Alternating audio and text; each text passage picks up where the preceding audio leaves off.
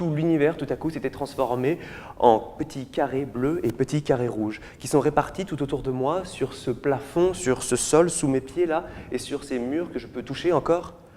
Ils sont répartis aléatoirement, avec un système amusant, ancien et simple, donc tout à fait beau. Il est des labyrinthes qu'il est bon de traverser en prenant son temps, comme si l'on ne craignait pas de s'y perdre, ou au contraire, comme si l'on ne s'attendait plus à en trouver la sortie.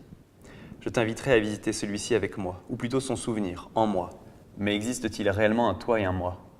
Est-ce qu'au contraire, depuis le début, tout ton toi et tout mon moi ne seraient pas exactement au même endroit de ce monde? On est dans un autre espace, dans ce labyrinthe, désormais sans aucune couleur, mais fait de lumière. On entend un souffle qui vient quelque part de derrière nous. Et une lumière qui vient de ton dos, de mon dos, et qui pourtant nous éblouit. Je les manipule, je les modifie. Et en les modifiant, je fais bouger quelque chose qui se trouve derrière eux, sur le mur, dont je suis séparé.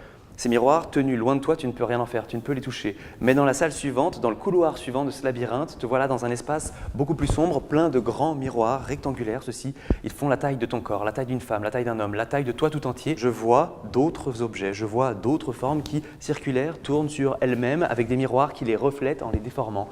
Et puis, naviguant à travers ces miroirs, les écartant les uns et les autres, te voilà à un moment contre un mur de miroir. Tu te cognes. Et à ta droite, une lumière. Une lumière qui te dit c'est peut-être là ou c'est peut-être là la sortie. Et finalement, en avançant à travers tous ces miroirs, en les poussant les uns les autres, en naviguant toujours, te voilà ayant quasiment traversé les miroirs. Te voilà finalement de plus en plus proche d'une autre lumière, te voilà passer de l'autre côté du miroir. Puis qu'est-ce que c'est que ça de toute façon, le temps? On est déjà après, on est encore pendant, on est toujours avant. Mais pendant quoi alors? Pendant de quoi peut-être? Si toutefois quelque chose, un lieu, un monde, un ici, un là-bas, un ailleurs, une lumière, une idée ou un n'importe quoi accepte d'être notre pendant.